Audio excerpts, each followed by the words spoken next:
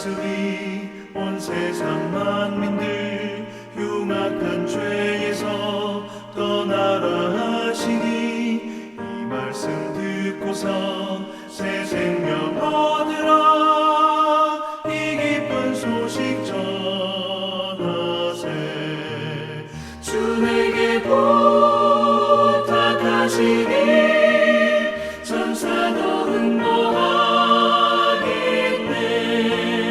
화목해 하라신 구주의 말씀을 온 세상 널리 전하세.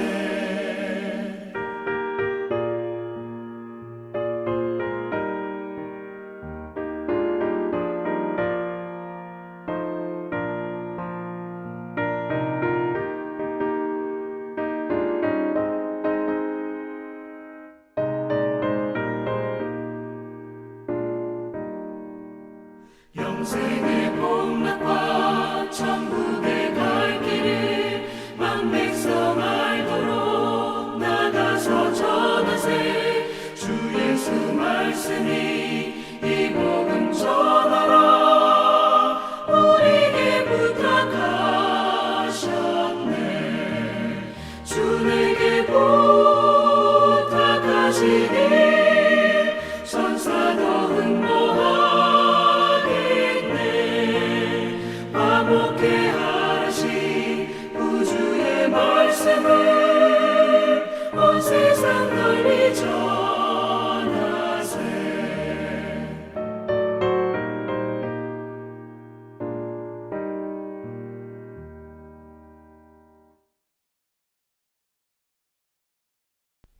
화요일 새벽기도 나오신 성도님들을 예수님의 이름으로 환영하고 축복합니다. 오늘 하나님 말씀은 3개월 걸린 이유라는 제목으로 출애굽기서 19장 1절부터 6절 말씀을 전하도록 하겠습니다. 이스라엘 자손이 애굽 땅을 떠난 지 3개월이 되던 날 그들이 시내 광야에 이르니라. 그들이 르비딤을 떠나 시내 광야에 이르러 그 광야에 장막을 치되 이스라엘이 거기 산 앞에 장막을 치니라. 모세가 하나님 앞에 올라가니 여호와께서 산에서 그를 불러 말씀하시되 너는 이같이 야곱의 집에 말하고 이스라엘 자손들에게 말하라. 내가 애굽 사람에게 어떻게 행하였음과 내가 어떻게 독수리 날개로 너희를 업어 내게로 인도하였음을 너희가 보았느니라. 세계가 다 내게 속하였나니 너희가 내 말을 잘 듣고 내 언약을 지키면 너희는 모든 민족 중에서 내 소유가 되겠고 너희가 내게 대하여 제사장 나라가 되며 거룩한 백성이 되리라. 너는 이 말을 이스라엘 자손에게 전할지니라. 아멘. 네, 오늘 말씀 제목은 3개월이 걸린 이유입니다.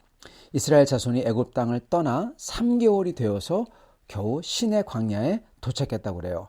사실 시내 광야는요, 애굽에서 그리 멀지 않습니다.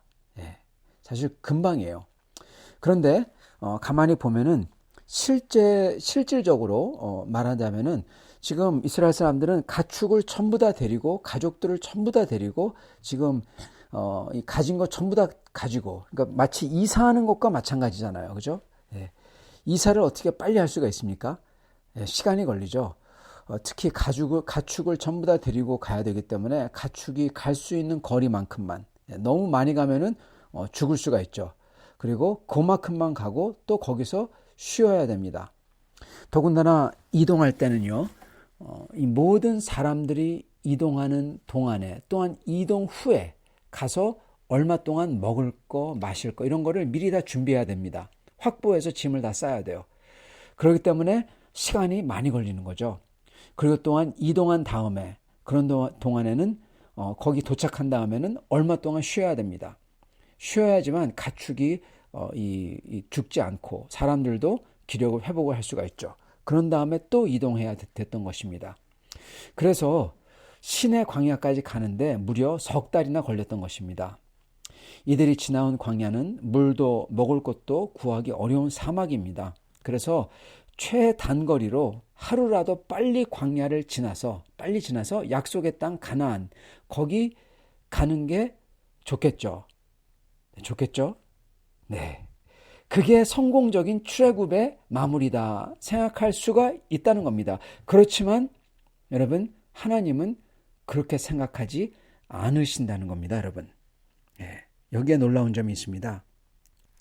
문제는 가나안에 들어가서 가나안에 사는 백성들하고 조우할 때 그 조우하는 일, 즉 전쟁이죠. 그걸 감당해야 되고, 그리고 그 전쟁을 잘 감당한다 하더라도요, 가나안에 들어가서 온전한 사회와 나라를 이루고 살아야 돼요. 그런데 이 사람들은, 이 이스라엘 사람들은 여태까지 노예로 살아왔습니다. 어떠한 사회와 나라를 이루고 살려면은 어떤 기강, 사회의 기강과 법도가 자리 잡아 있어야 되는데, 근데 오랫동안 노예 생활로 살았기 때문에 그러한 사회 기강과 법도에 대해서 그게 전무한 겁니다. 전혀 없다는 것입니다.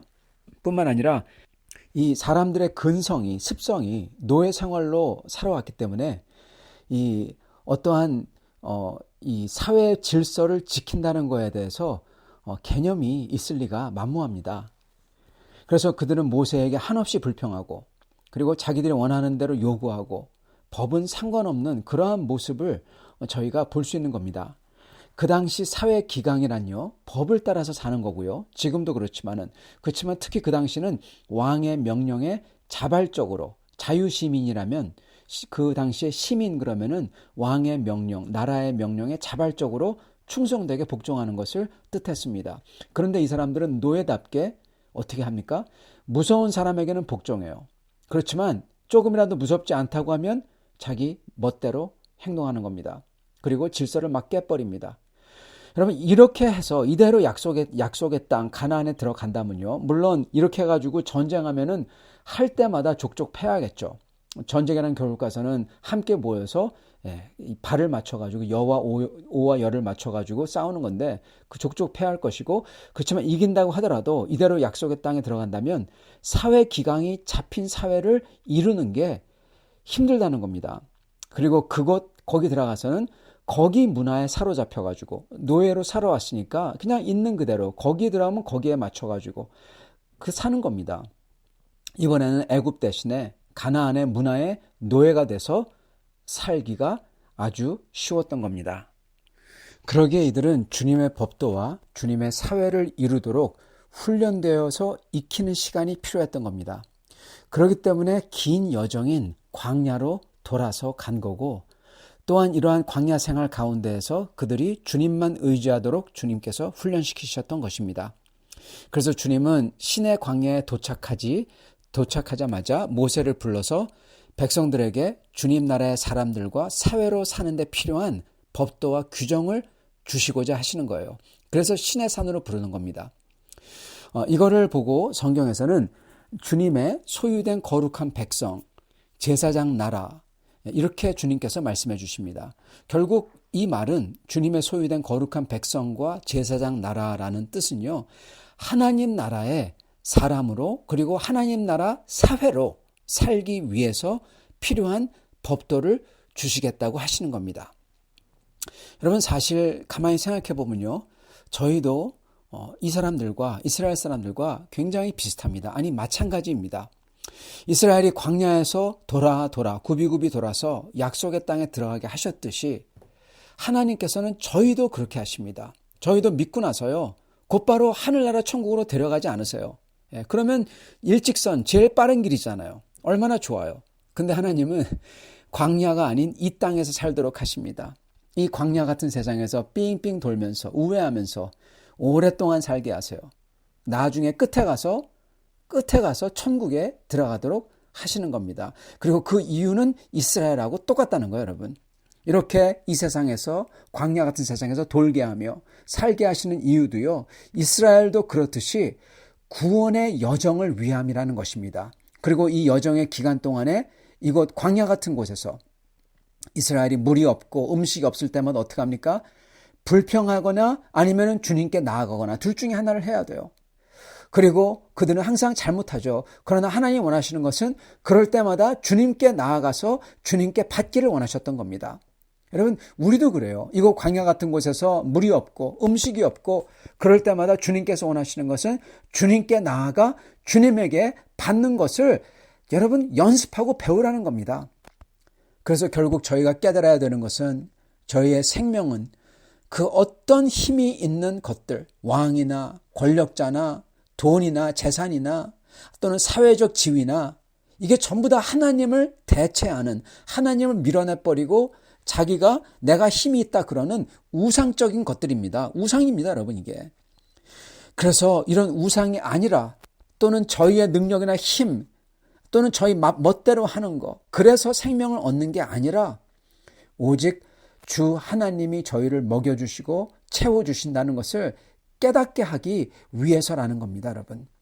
이렇게 함으로써 저희를 이스라엘처럼 애굽에서 우상이나 섬기며 저희도 세상에서 아까 말씀드린 우상을 따르고 돈 따르고 권력 따르고 사회적 지위 따르고 내 마음대로 사는 것 따르잖아요.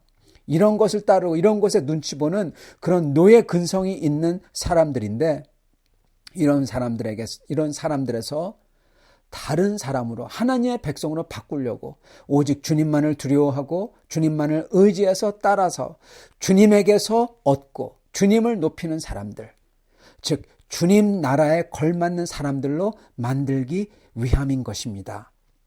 그래서 저희를 이 세상에서 놔두시고 그리고 이스라엘을 광야에서 놔두시는 거예요. 그래서 신명기에 주님께서는 이거에 대해서 한마디로 이렇게 말씀하셨던 겁니다. 이걸 예수님께서도 그대로 인용하시죠. 신명기 8장 2절부터 3절, 내 하나님 여호와께서 이 40년 동안에 내게 광야길을 걷게 하신 것을 기억하라. 이는 너를 낮추시며 너를 시험하사 내 마음이 어떠한지 그 명령을 지키는지 지키지 않는지 알려 하심이라. 너를 낮추시며 너를 줄이게 하시고, 하나님이 줄이게 하셨대요. 일부러 낮추셨대요. 또 너도 알지 못하며 내 조상들도 알지 못하던 만나를 내게 먹이신 것은 사람이 떡으로만 사는 것이 아니요 여호와의 입에서 나오는 모든 말씀으로 사는 줄을 내가 알게 하려 하심이니라. 아멘. 여러분, 왜 이 땅에서 40년 동안 광야길을 걷게 하셨다고요? 왜 우리에게 이 세상에서 사는 동안에 광야 같은 삶을 허락하신다고요? 우리를 먼저 낮추시려고. 우리의 힘이나 우리의 능력이나 우리 멋대로 사는 것, 이렇게 되면은 다 망한다는 것을 갖다 깨닫게 하시려고 너를 낮추시고, 그리고 너를 줄이게 하시며, 사람이 줄여봐야 하나님을 찾습니다. 그래서 어떻게 하신다고요?